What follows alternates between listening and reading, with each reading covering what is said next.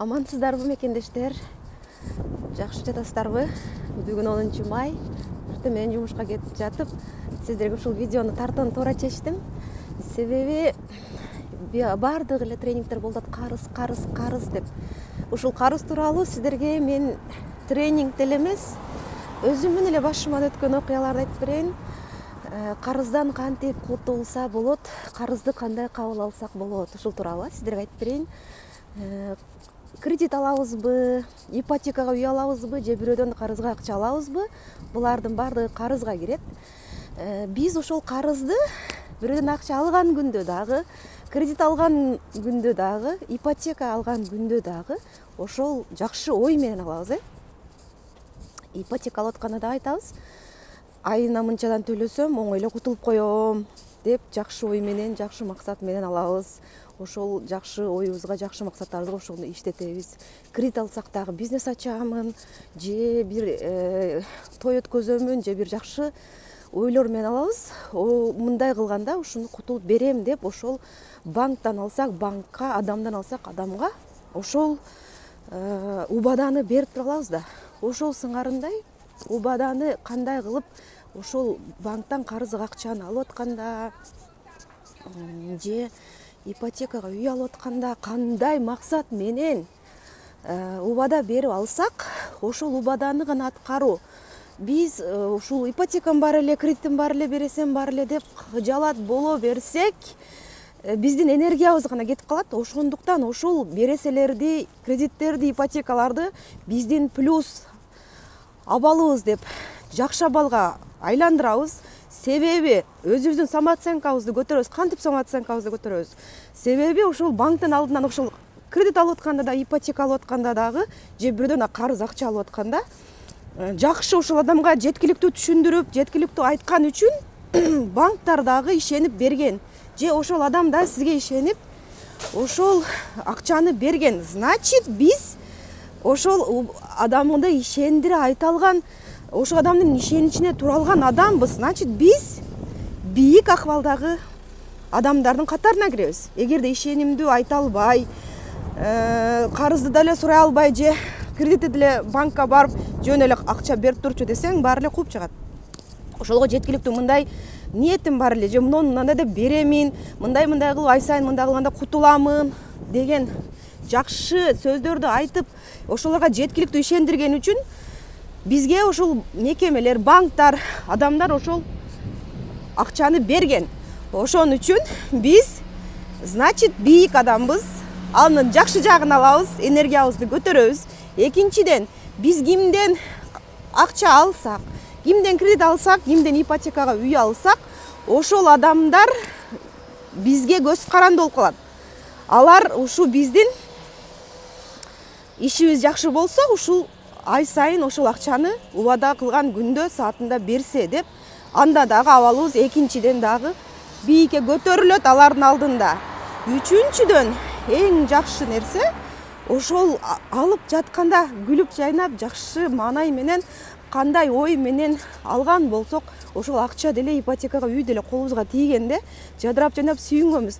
Ошол абалыбызда берген убадабызды так аткарабыз. Бул деген биздин аракетибизди дагы да болсо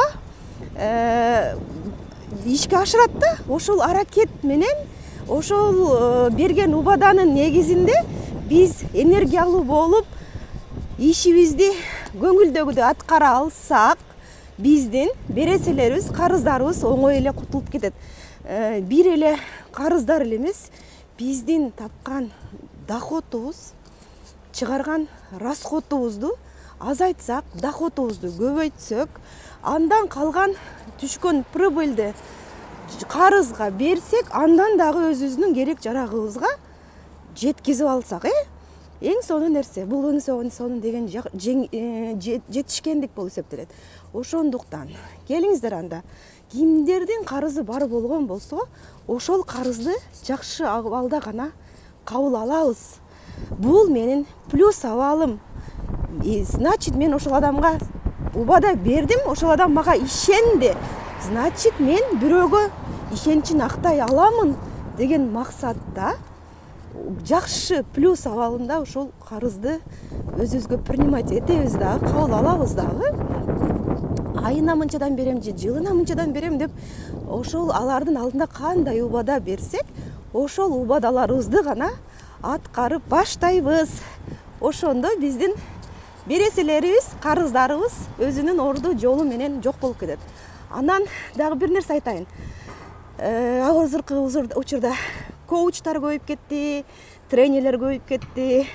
Ошолар айтат, ушул карыздан кутулуунун проработкалары бар деп айтышат да. Мисалы үчүн айткан, мен өз кулагым менен уккандарым бар.